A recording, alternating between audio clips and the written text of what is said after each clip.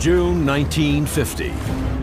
Hundreds of North Korean tanks storm across the 38th parallel in a surprise attack against South Korea. The North Koreans were totally vicious. They just kept on coming. In a bid to stem the invasion, a small, ill-equipped U.S. force is quickly thrown into the fight. It's like Custer's last stand, you know, and you've got to fight like hell to get out of there. It is just the beginning of what will become one of the most vicious conflicts of the 20th century. All of a sudden, all hell broke loose.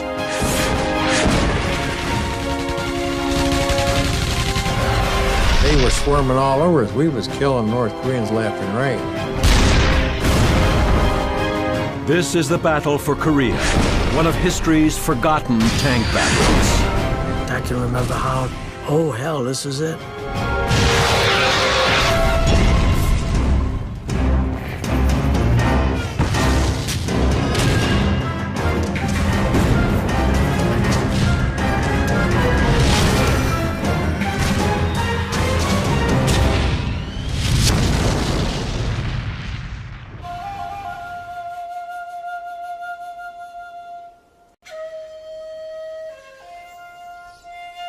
Panmunjom, Korea.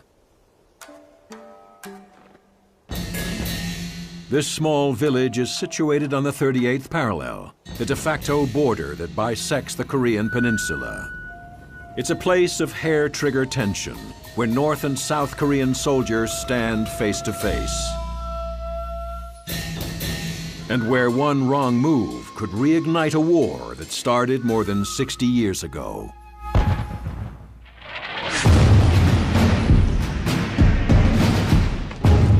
June 25th, 1950. 120,000 North Korean soldiers, led by masses of Soviet-made tanks, swarm across the border into South Korea.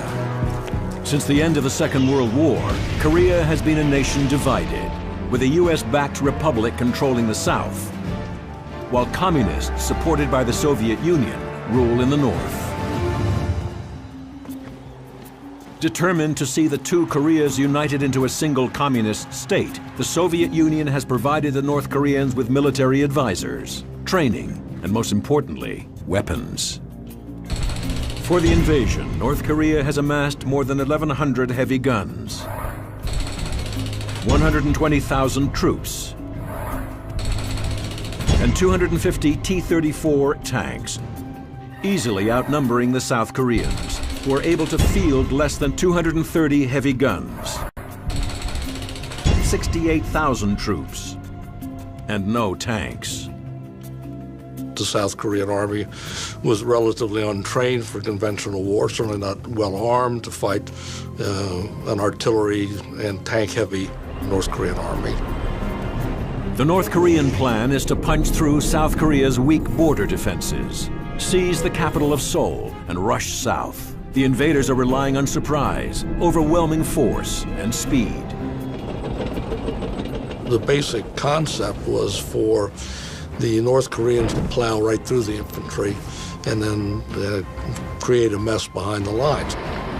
In a sense, I suppose you call it mini blitzkriegs.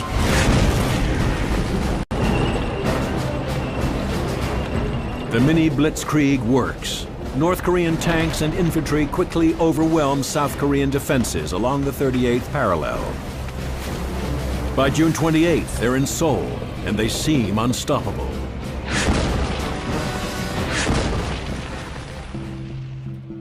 The United Nations intervenes, and the U.S. immediately deploys a few hundred soldiers from their garrison in nearby Japan. Their mission: halt the North Koreans and buy time for reinforcements to arrive. On July 5th, the lightly armed GIs of Task Force Smith take up defensive positions near Osan, directly in the path of the advancing North Koreans. I think most of the GIs who deployed really believed that because this was an Asian army, that somehow it was inferior. Well, they found out, of course, that the North Koreans were pretty tough. We got there about 5 o'clock in the morning, 7 o'clock they hit us. So every man try to hold a hill. They had trucks in the back of the tanks all loaded with troops. Somebody said there was 2 divisions behind them tanks that we didn't know. We were outnumbered. We were 406 guys trying to fight 2 divisions and all them tanks. North Korea's main battle tank is the Soviet T-34-85, outfitted with 45 millimeters of sloped frontal armor and armed with an 85 millimeter main cannon. The T-34-85 is considered by many to be the greatest tank of the Second World War. First guy run down a hill, open a hatch, threw a grenade in the first tank and blew it up. Kind of like sit on a hatch for it so they couldn't jump out, and it blew up. So another guy kept hitting with the old bazooka. We thought that bazooka would knock her out, but we didn't. It looked like that if you had a tennis ball, that's how it bounced off. Psst. This one guy put 20 in one tank.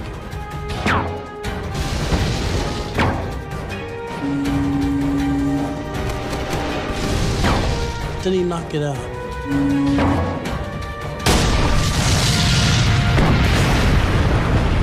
Circle around you, and then you gotta, it's like Custer's last stand, you know? And you gotta fight like hell to get out of there. They get on a hill a little bit like that, just like firing artillery. I lost a lot of my buddies. Some were digging down in the front there. I lost a lot of them.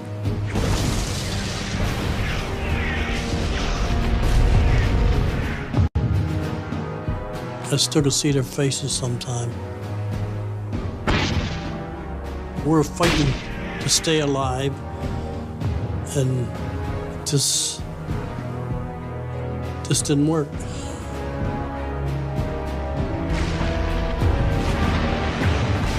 We were pulling the rear guard. We try to, you know, make a position to hold them back, because we ain't got nothing to knock them out. They had a tunnel.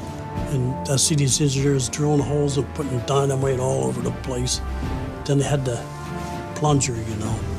We're trying to get them right inside so that I block the tunnel, and when it blows, all that ammo will be blowing all over the place. But the sergeant, he got kind of nervous. He says, let's blow it now and get out of here. The old man says, let's start moving back, and we'll all get cut off. They were coming like, say 20 to 1.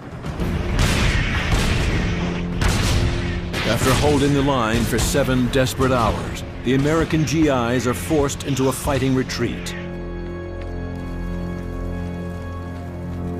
And by the next day, half the men of Task Force Smith are killed, wounded, or captured. The North Koreans continue their advance, and U.S. commanders scramble to get reinforcements into the battle. Soon, thousands more American troops arrive, including an understrength battalion of light M24 reconnaissance tanks. The M24 is designed more for speed than for armored battle.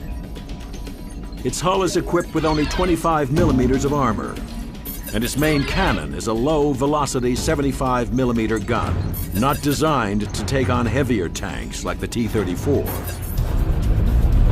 But despite their shortcomings, the M24s rush to meet the advancing North Korean tanks. We were taking this ground, and we were at the top of a hill getting ready to go down. And down in the valley, there was 2 T-34s.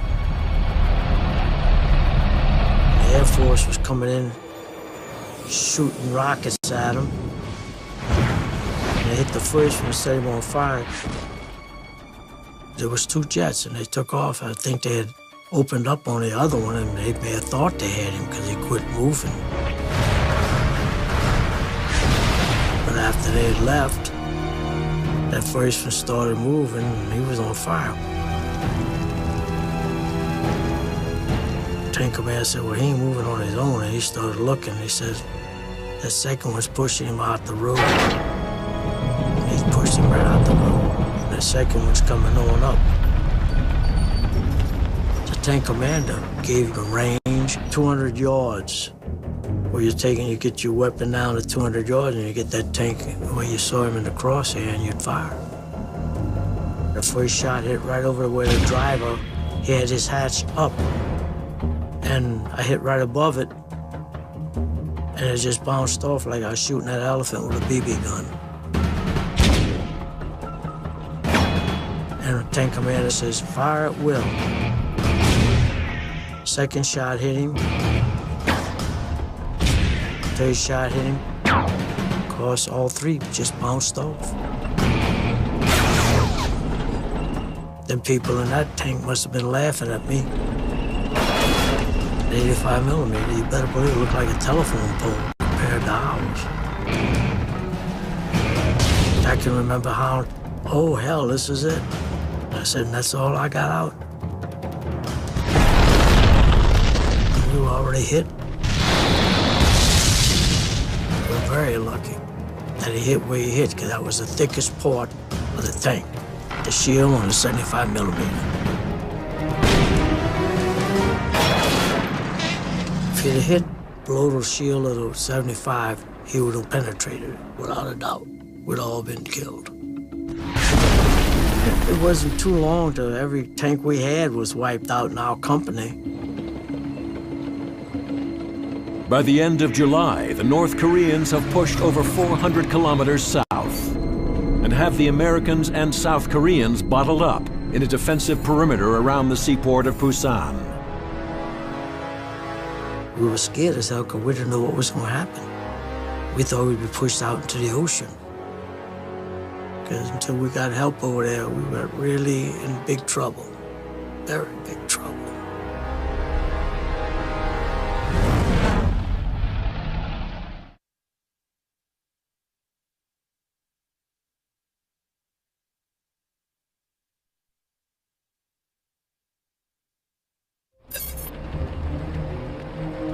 June 25th, 1950. Hundreds of Soviet-made T-34 tanks lead 120,000 North Korean soldiers across the 38th parallel and invade South Korea. The United Nations condemns the attack, and a small advanced guard of American forces rushes to the Korean peninsula to bolster the weak South Korean army. But U.S. and South Korean troops are outnumbered and outgunned by the North Koreans. By the end of July, they're bottled up in a defensive perimeter around the seaport of Busan and are on the brink of defeat. The situation is desperate, and U.S. commanders scramble to muster more troops and equipment, especially tanks. We finally arrived there, and I think just in time to be able to stop the North Koreans.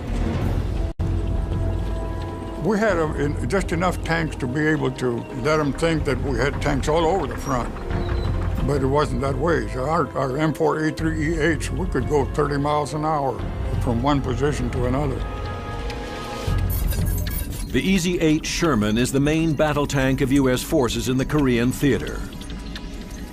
It made its debut during the Second World War, but what sets it apart from earlier Sherman models is its high-velocity 76mm gun, adding a powerful punch to this quick and agile tank.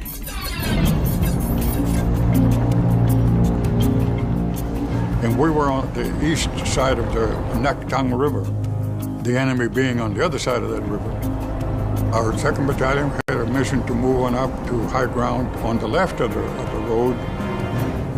In my tank section, we moved to the right, facing the river, and searching for any movement out there. We couldn't see anything.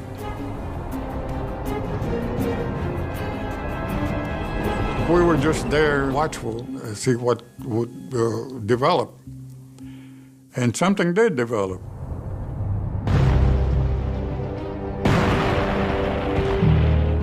To my left front and across the road, where I believe it was F Company moving up on that hill, an enemy tank opened fire on them.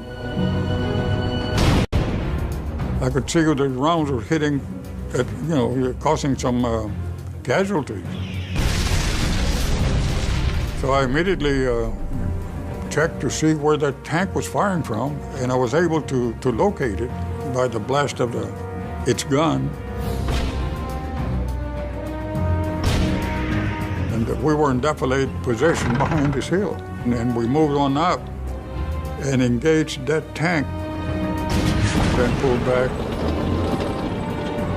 and go up and fire. My primary mission was to draw the fire to me and keep that tank from firing at those fellas that were out there in the open. Then that tank opened fire on me, and we exchanged rounds.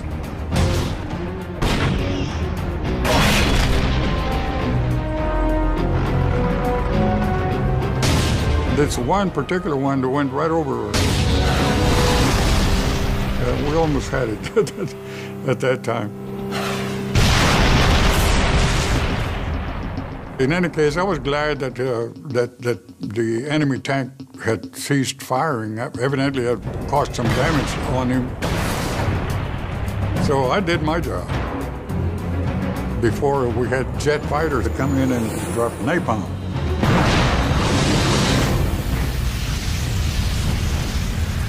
Everything was quiet after that. Although UN forces are outnumbered, North Korea's attempts to breach the Pusan perimeter fails. Daytime strikes by US warplanes cause chaos. And the North Koreans begin operating at night, when American tanks are vulnerable to attack. I knew we were going to have a night attack. The enemy had already crossed the river onto our side. And if they were there that afternoon, they were going to hit us at night. Tanks at night, if you don't watch what you're doing, you can lose your tank in no time at all. If they don't know where you are at night, the enemy is going to want to draw your fire so that they can have a better idea of where you fired from. Because then their line companies, they can move in on your tank. And that's the reason we don't fire at night unless we absolutely have to. So we had an outpost out there. The outpost has set up booby traps. When that is set off, it has to be somebody out there. So when I heard that booby trap explosion, I'm right away looking, and then I see movement coming. And I see them coming.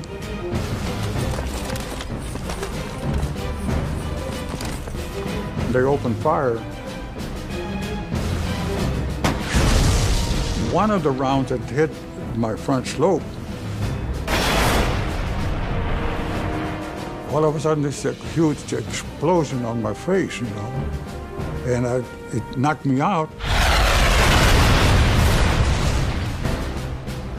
That's when I realized we got a direct hit on our tank. I had a headache for a long time.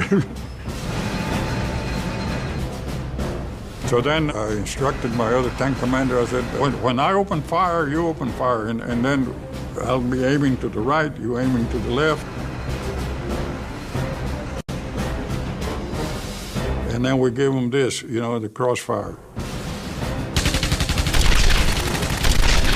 So we're going to have people running in away from where the tracers are going, and the same way over here. So when they do that, then we catch them. And that's the idea. Right after we got through firing, all we could hear was enemy wounded out there. But anyway, we won that night. By early August, the steam has gone out of the North Korean attack. After 6 weeks of fighting, they've lost almost 30% of their initial strength. And every day the UN forces hold the Pusan perimeter, they get stronger as reinforcements pour into the port city. The North Koreans must act quickly. They prepare to throw everything they have left into one last armored assault, hoping to take Pusan and complete their invasion of Korea.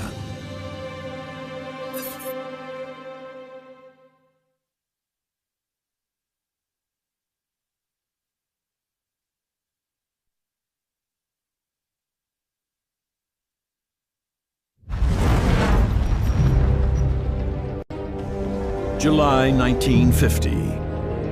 After a week of desperate fighting, the outnumbered and outgunned United Nations forces managed to keep their foothold on the Korean peninsula.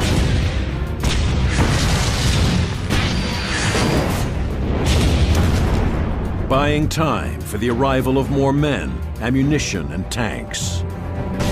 And while UN forces grow stronger, the North Koreans are suffering significant losses. And by August, their once mighty invasion force has lost most of its punch. With time quickly running out, the North Koreans mount one last offensive. A two-pronged armored assault aimed at penetrating the UN line at Masan and across the Naktong River near the city of Daegu. That's where we saw our first action at, was when T-34 was trying to come across the Naktong and bust the Pusan perimeter. But they never progressed against the M26s.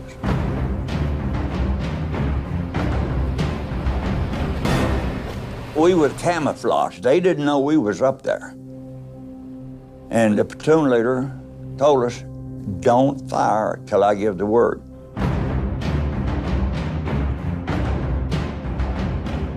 He assigned each of our tanks a tank to fire at. We knew the range, we had everything down pat. And then all of a sudden he said, fire. The M26 Pershing is designed for tank-to-tank combat. Its hull is protected by 76 millimeters of armor and armed with a 90 millimeter main cannon, more than powerful enough to take on a T-34. And we had an armored Pershing cap, and the muzzle velocity was 4,850 feet per second. And when that round hit that tank, I mean, it just lifted the turret right off of it. I mean, it was gone. That just boom, and it just breaks that cast metal up. I think that they were shocked. They never fired a round at us. They was trying to get away. Them tanks flew apart all around them. We fired at them and knocked out 4 more.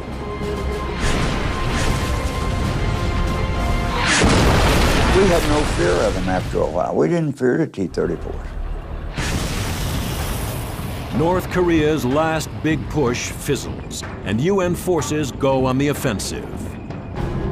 The plan? U.S. Marines will land at Incheon and advance east, while UN forces break out of the Pusan perimeter and push north. The aim is to cut off and destroy the retreating North Korean army. We ran into retreating T-34 tanks.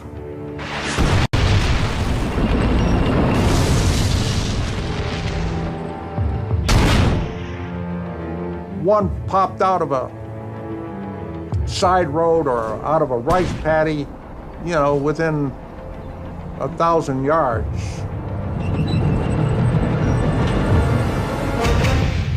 Fire, move, because you didn't want to stay in one spot.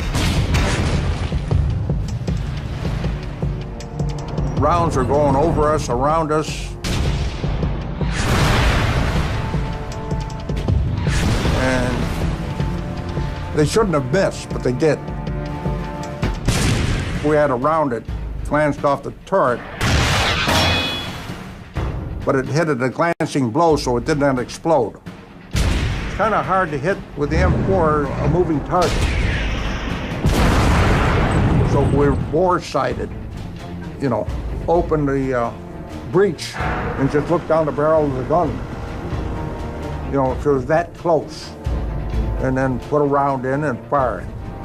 The gunner put one right down the muzzle of the T-34, peeled it back like a banana. They must have had a round in the chamber because the turret just erupted, which was spectacular.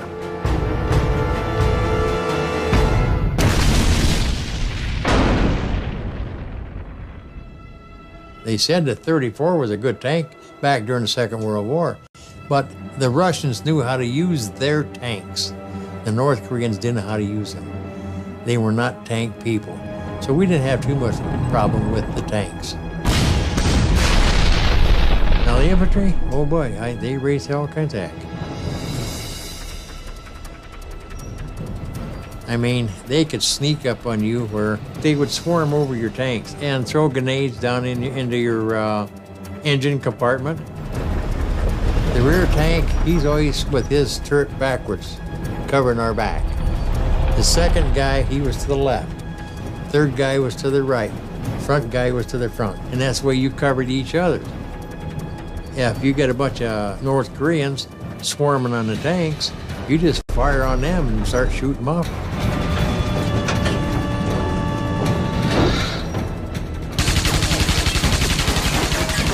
The North Koreans just didn't seem to give a rip when they was coming at you. They were like the Japanese when they had bonsai charge. In one skirmish, I remember that the North Koreans was crawling all over our tanks. Well, the gunner, he just swung the barrel there of the turret around and knocked them all off. And the guys in front of us seen what was going on, so they just turned their turret back towards us and started shooting them off.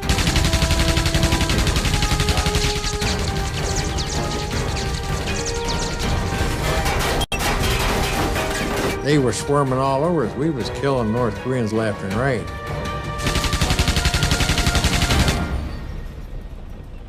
I can remember a couple of times that we get into a firefight and they were shooting their small arms at us. Well, it wasn't just like somebody throwing popcorn against the side of a tin can.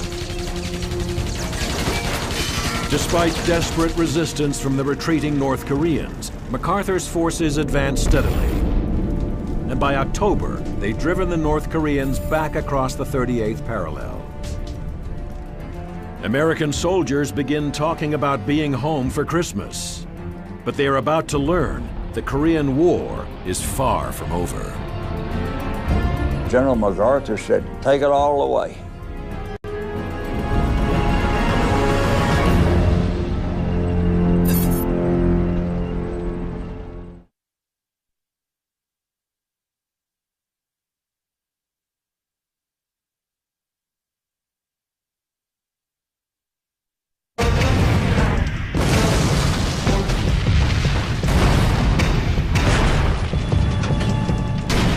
October 7th, 1950.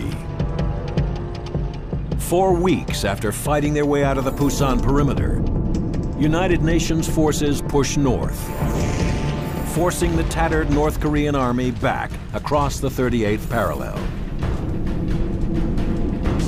We were under the impression that everything was over with, we would be home for Christmas.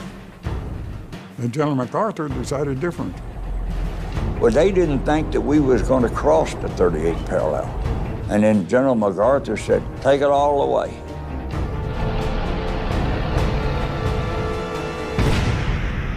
That 70th Tank Battalion, B Company, was the first unit to enter Pyongyang, the North Korean capital. And they had tanks dug in the streets. So what we did, we skirted the city and we come in from the north, and they couldn't but traverse their guns around to fire at us. They dug them in, and before they could get them out and turn them around, we done wiped them out.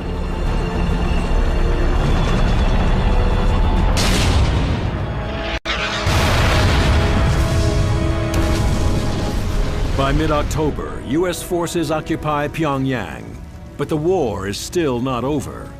General MacArthur, determined to pursue and destroy the entire Communist army, sends infantry and tanks deep into the mountainous North Korean interior. By the last week of November, they approach the Yalu River, the border between North Korea and Communist China.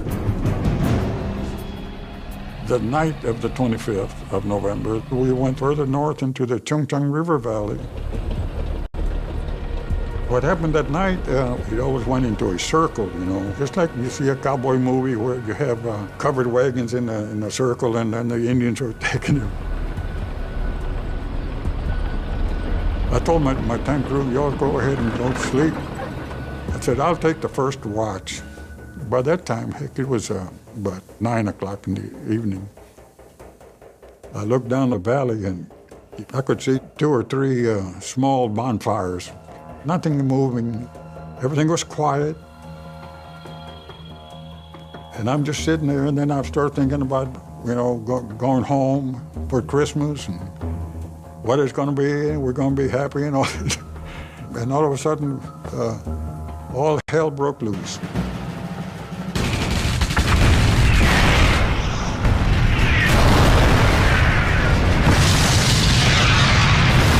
A Company got the worst there. There was plunging fire coming out down from that high ground. And I said, oh, God almighty, crank up, and we're going to turn the tank around.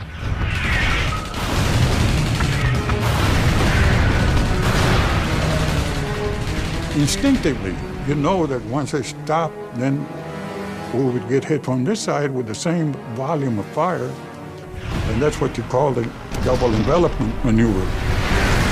Well, I was ready for them. I'm checking the area, and sure enough, I saw this enemy coming up from the river.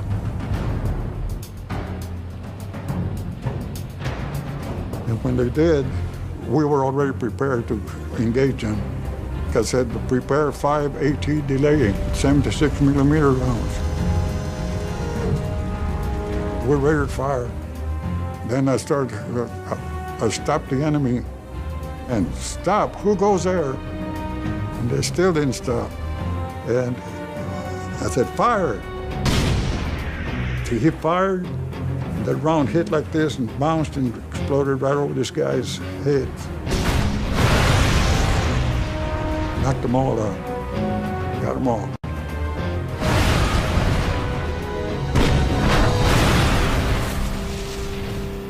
And as soon as it began to get daylight, one individual came running up to my tank and said, Sergeant Reyna, can I go out there and check for souvenirs? I said, no, there's bound to be some live enemy troops out there. He went anyway, and he went no further than, heck, I'd say 35 yards out and turned around, ran just as fast as he could back to me. He said, Sergeant Reyna, there's a Chinese out there. What Sergeant Reyna has just encountered is the beginning of a massive Chinese offensive. A 300,000-man strong invasion force intent on driving UN forces out of Korea.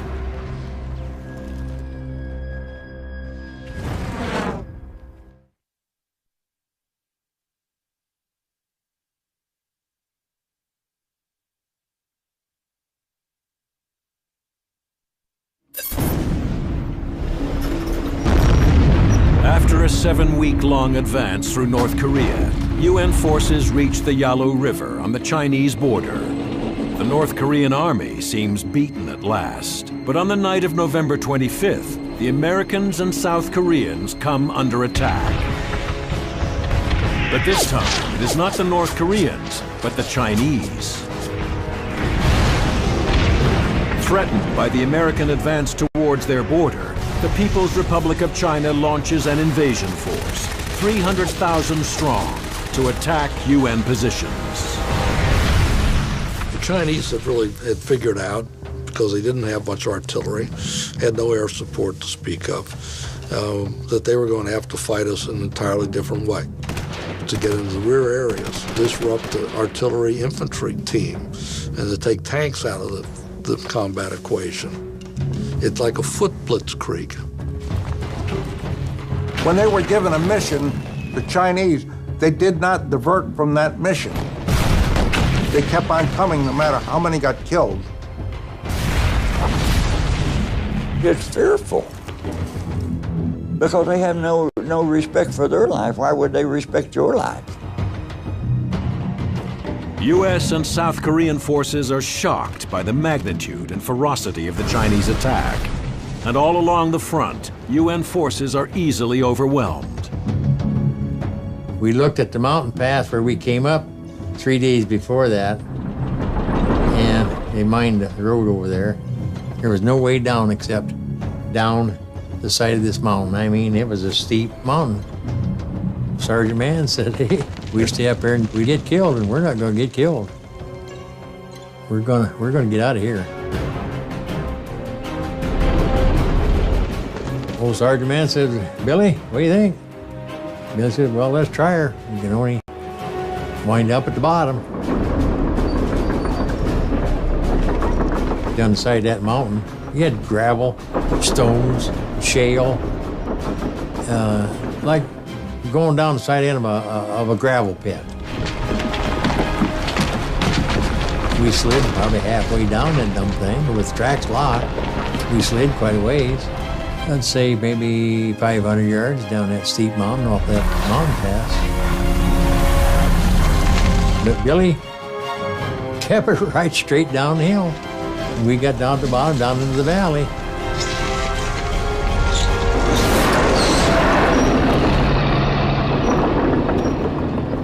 There was 3 of us tanks got out of there at that time. The rest of them was still up there.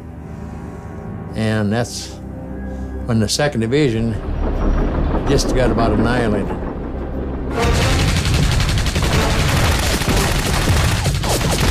It was a well set up ambush, very well set up. And we got caught in Kun Ri, what they call the gauntlet.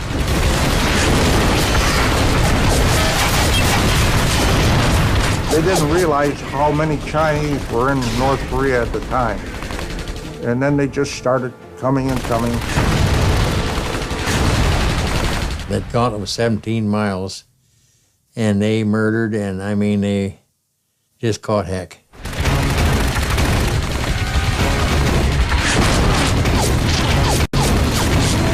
You get all this equipment trying to come down out of Kun Ri Pass. Well, the Chinese had it covered on both sides of that gauntlet, and it was just nothing but blowing up vehicles all over the road.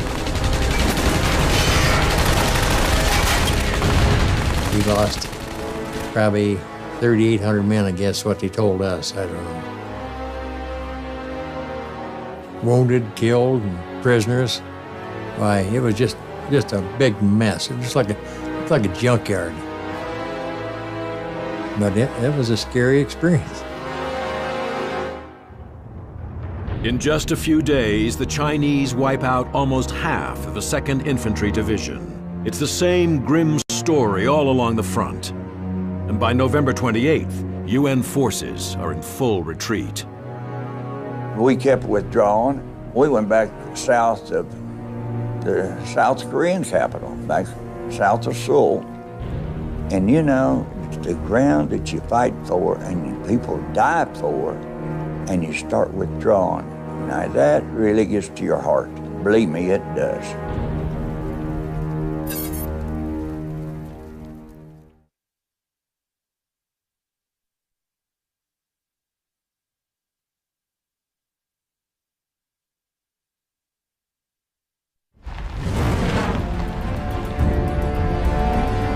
November 25th, 1950. A Chinese army of 300,000 crosses the Yalu River into North Korea. The Korean War, which UN forces thought they were winning, takes a lethal new turn. In just 3 days, UN forces are in full retreat. By December 15th, the Chinese have pushed them back across the 38th parallel. We kept withdrawing. We went back south of the South Korean capital, back south of Seoul. And we reorganized and started to push back north. We got up there just north of Seoul, and it was kind of raining, drizzle, and a miserable day, and we went up on this mountain, we're going across. That night, fog set in, and like the old saying is, it was thick enough you could cut it with a knife. I've never saw fog that heavy in my life. And we heard these enemy tanks.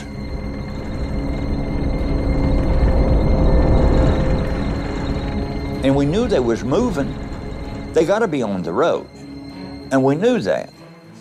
but we couldn't distinguish where the road was at. And we waited and listened.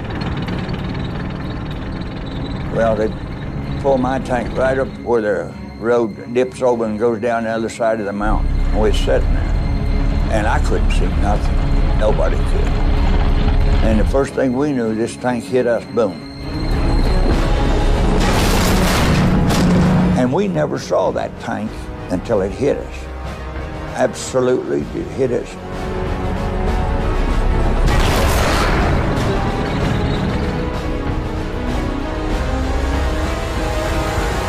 And then he fired the gun. And that upset everything inside the tank. We could put our gun over, but we couldn't put it on the tank because it had hit the side of the tank. And he couldn't get his gun over to knock us out. What I was afraid he'd do is back up and jerk loose and then blow us away. It would have been like quick draw, whoever got around there first. You know, we fired the machine guns.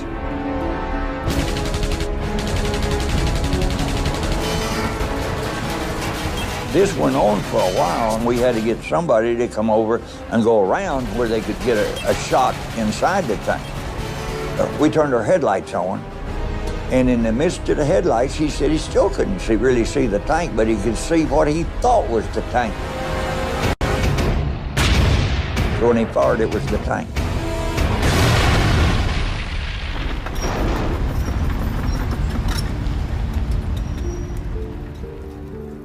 For the next 8 months, the battlefront shifts back and forth across the 38th parallel, with UN forces gaining ground only to lose it to Chinese and North Korean counterattacks. By the summer of 1951, a year after it began, with fast mobile tank battles, the Korean War grinds down into a bloody stalemate. Tanks, so important in the early fighting, are now used mainly as mobile artillery. In July 1953, both sides sign a ceasefire and take up heavily armed positions along the 38th parallel. And now, this heavily occupied border remains a tinderbox. More than 1.5 million troops, over 15,000 artillery pieces, and 6,000 tanks are poised on both sides, ready to reignite the decades-old conflict. There is no question that if this should happen, tanks will once again play a critical role on the Korean battlefield. Armor is a combat arm of decision. They're decisive, fast, and they carry a wallet.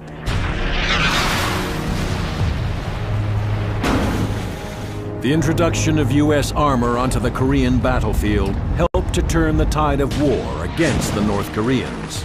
But these battles proved costly for both sides. In just the first 6 months of the war, over 60,000 North Koreans are killed or wounded, and U.S. forces suffer more than 25,000 casualties. It was an experience that a young kid should never have to go through. There's a lot of guys that died there, a lot of guys that were taken prisoner there. And I did the best of my ability and tried to stay alive. Like I say, a lot of it you go through, you try to forget it, but it's hard to forget a lot of it. You just live with it, that's all you can do.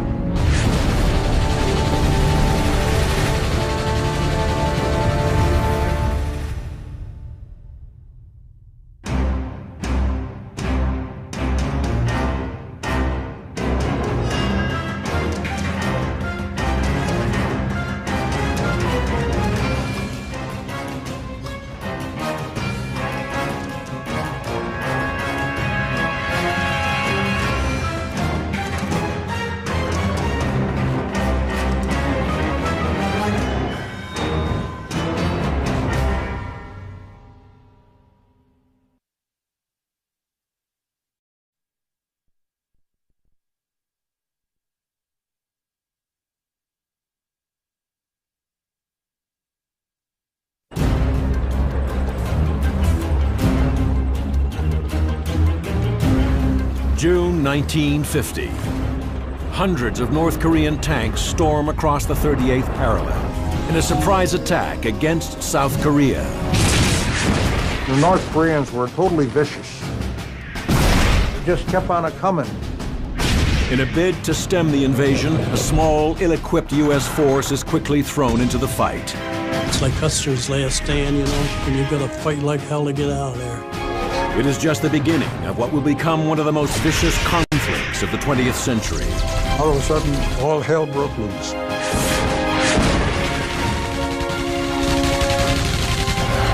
They were swarming all over us. We was killing North Koreans left and right. This is the battle for Korea, one of history's and no tanks. The South Korean Army was relatively untrained for conventional war, certainly not well armed to fight an artillery and tank-heavy North Korean army. The North Korean plan is to punch through South Korea's weak border defenses, seize the capital of Seoul, and rush south. The invaders are relying on surprise, overwhelming force, and speed. The basic concept was for the North Koreans to plow right through the infantry and then create a mess behind the lines. In a sense, I suppose you call it mini blitzkriegs.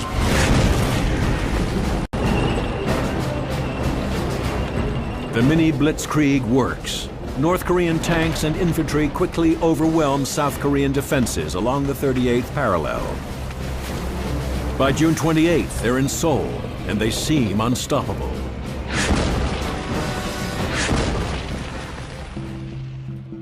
The United Nations intervenes, and the U.S. immediately deploys a few hundred soldiers from their garrison in nearby Japan.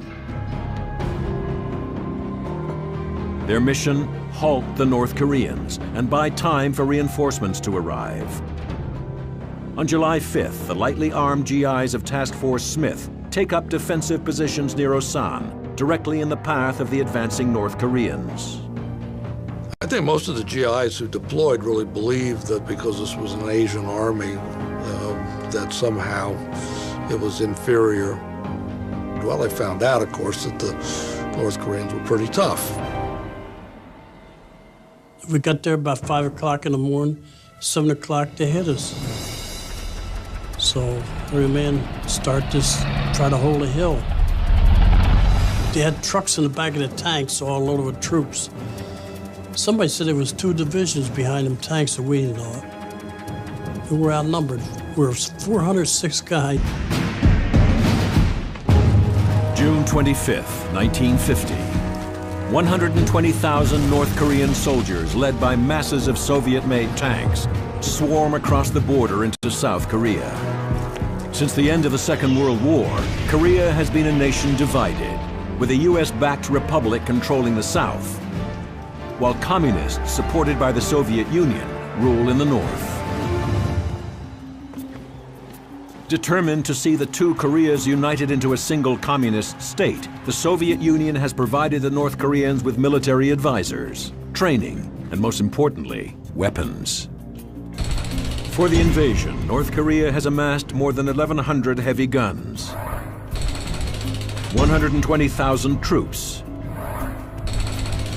and 250 T-34 tanks, easily outnumbering the South Koreans, who are able to field less than 230 heavy guns. 68,000 troops, forgotten tank battles. I can remember how, oh hell, this is it.